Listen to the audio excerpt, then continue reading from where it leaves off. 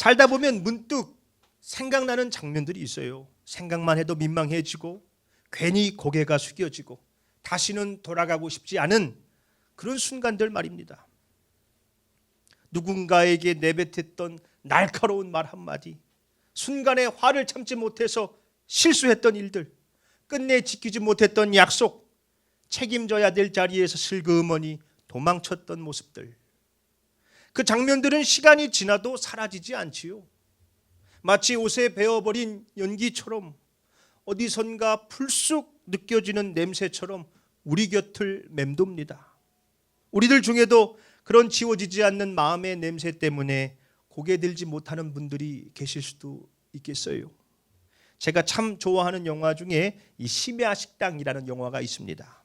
이 식당은 특이하게 밤 12시가 되어야 문을 열어요. 하루를 견디느라 지친 사람들이 함께 모여 음식을 먹으며 서로를 위로합니다. 이 영화에 미치코라는 여인이 등장합니다.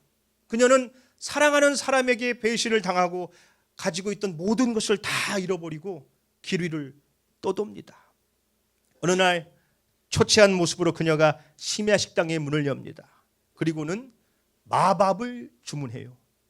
이 식당은 밥을 미리 해놓지 않습니다. 주문이 들어오면 그때서야 화로에 불을 지피고 정성껏 밥을 지어줍니다. 그러니 시간이 꽤나 걸리지요.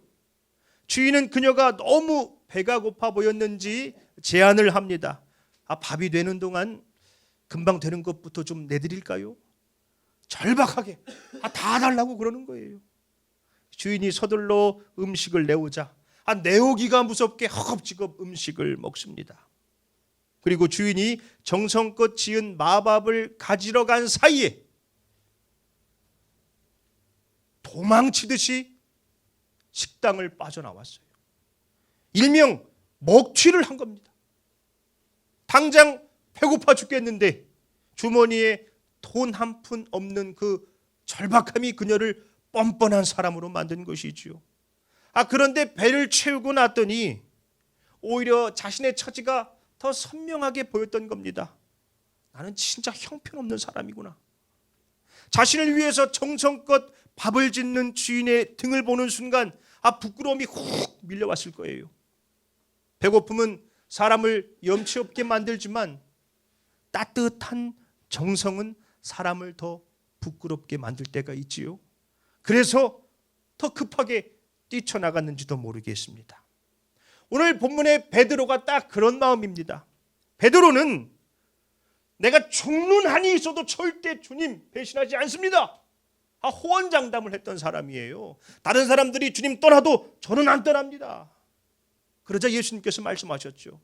오늘 밤 닭이 울기 전에 네가 나를 모른다고 3번 부인할 것이다. 그런 섭섭한 얘기 하지 마세요. 사람을 뭘로 보고. 저 안 그래요. 그런데 그날 밤 예수님 보는 앞에서 주님을 모른다고 3번이나 부인해버립니다. 나 저 사람 누군지 몰라. 모른다니까. 몇 번을 얘기해 몰라. 그 순간 닭이 울지요. 베드로는 예수님의 말씀이 생각이 나서 밖에 나가 통곡을 합니다. 이날 이후 베드로의 가슴에 박힌 것은 지독한 부끄러움이지요. 그렇게 큰 소리 쳐놓고 주님이 가장 아파하셨던 그 시간 등을 돌려버리지 않았습니까? 제자들이 다 흩어지고 결국 예수님은 홀로 십자가를 지셨습니다. 그런데 그 예수님이 다시 살아나셔서 제자들 앞에 나타나셨습니다. 그리고는 사명을 주세요. 아버지가 나를 보내신 것처럼 나도 너희를 보내겠다. 그런데 베드로는 차마 고개를 들 수가 없는 거예요. 나 같은 놈이 무슨 주님의 일을 감당해. 무슨 염치로.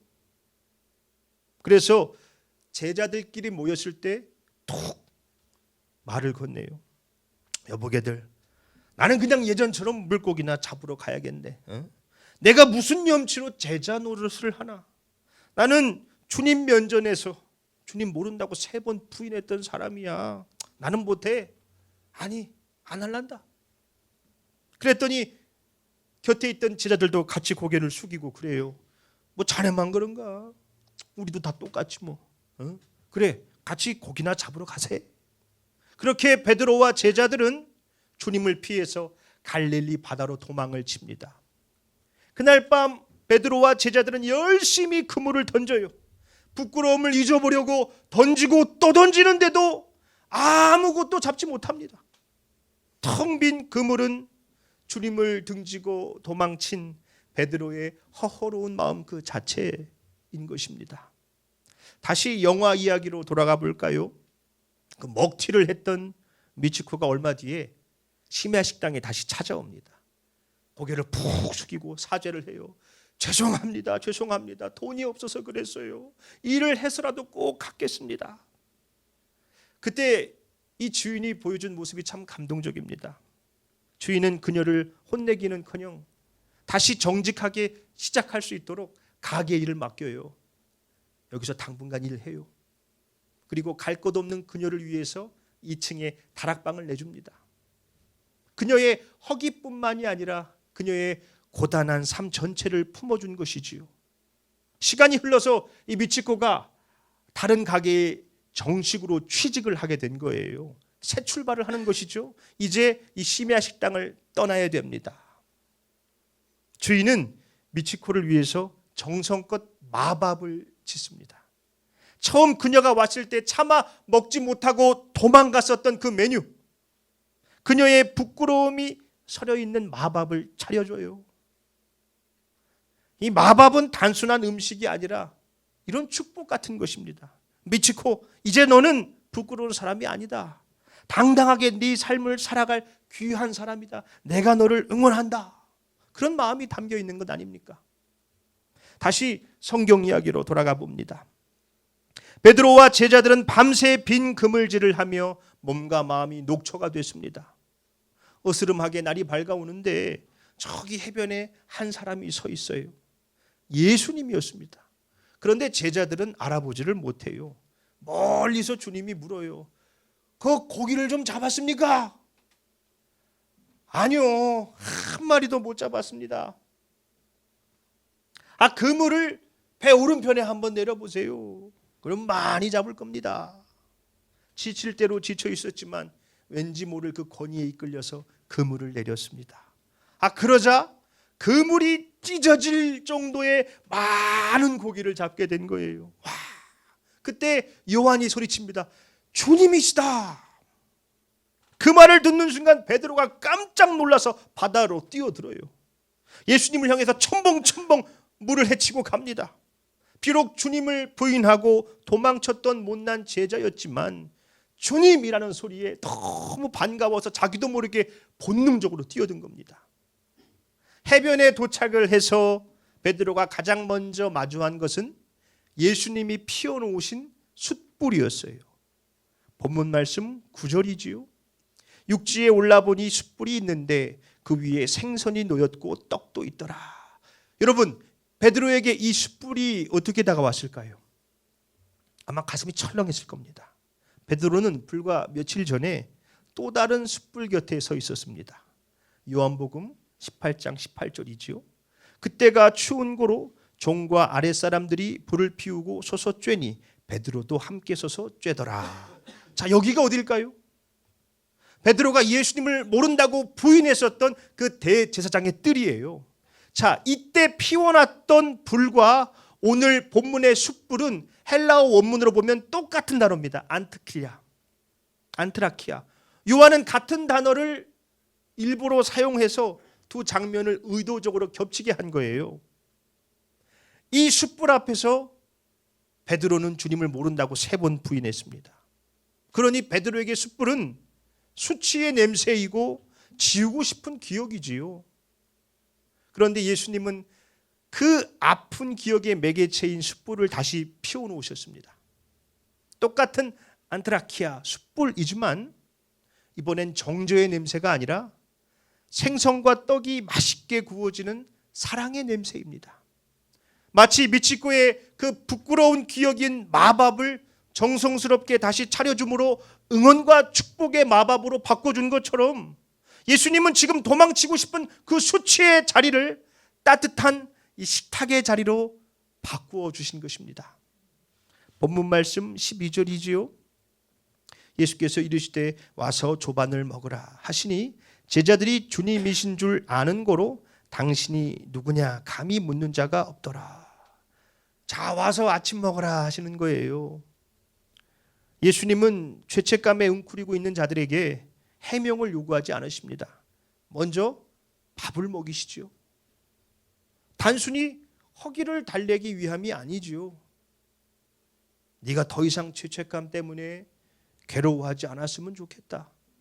네가 무너진 바로 이 자리에서 나는 너를 다시 일으켜 세워줄 것이다. 그 모든 진심이 이 밥 한 끼에 다 담겨 있는 것입니다. 말씀을 맺겠습니다. 우리에게도 각자의 숲을, 이 안트라키아가 있어요. 생각만 해도 마음이 무거워지는 기억, 다시는 떠올리고 싶지 않은 장면들이 있습니다. 기도하려다가도 멈춰지게 만드는 일, 사람을 피하게 만드는 일, 괜히 고개를 숙이게 하는 부끄러운 일들, 그것이 우리의 안트라키아 숯불입니다. 주님은 그 숯불을 피해서 돌아가지 않으십니다. 오히려 그 자리로 찾아오셔서 숯불을 피워놓고 식탁으로 바꾸고 계신 것입니다. 그리고 와서 말씀하시죠. 와서 조반을 먹으라. 여러분, 복음은 우리의 과거를 없던 일로 만드는 게 아닙니다. 복음은 우리의 상처와 죄책감을 억지로 지워버리는 게 아닙니다. 복음은 그 모든 아픔과 시련의 그 상처의 의미를 바꿔버리는 거예요. 부끄러움의 자리였던 숯불이 은혜의 자리로 바뀌고, 도망쳤던 자리가 다시 시작하는 자리로 바뀌고, 실패했던 기억이 오히려 주님의 사랑을 더 깊이 경험하는 자리로 바뀌는 것, 그것이 바로 예수님의 방법입니다. 우리 행복한 교회가 그런 식탁의 자리가 되기를 간절히 소망합니다. 이 자리에서 상처 입은 자들이 회복되고 죄책감에 눌렀던 영혼들이 다시 숨을 쉬면 좋겠습니다. 우리의 부끄러움보다 주님의 사랑이 훨씬 더 큽니다. 우리의 실패보다 주님의 은혜가 훨씬 더 깊습니다. 그 은혜의 숯불 앞에서 다시 살아갈 힘을 얻는 우리 행복한 교회가 되기를 예수님의 이름으로 축복합니다. 주님은 우리의 숯불을 이미 식탁으로 바꿔 놓으셨습니다.